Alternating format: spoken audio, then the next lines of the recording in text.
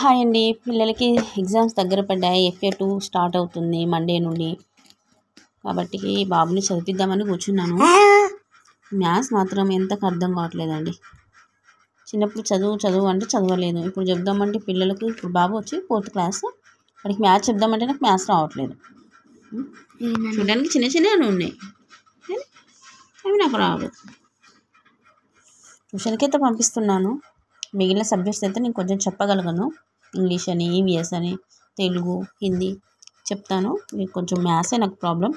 నిజానికి నేను 10th కూడా మ్యాథ్స్లోనే పోయాను. తర్వాత మళ్ళీ 1 టైంకే వచ్చేసింది అనుకోండి. పర్లేదు, మా బాబు అయితే క్లెవరే, బాగానే చదువుతాడు. అందుకే చదవాలండి. చదువు లేకపోతే చాలా కష్టం. మనకు కొంచెం చదువు వస్తేనే కదా మన పిల్లలకి కూడా కొంచెం నేర్పగలుగుతాం. మనకు రాకపోతే వాళ్ళు ఏదైనా అడిగినా మనకు చెప్పాలంటే చాలా కష్టం అవుతుంది కదా. అందుకోసం ఎంతో అంతా చదువుకోవాలి. ఏమంటారు?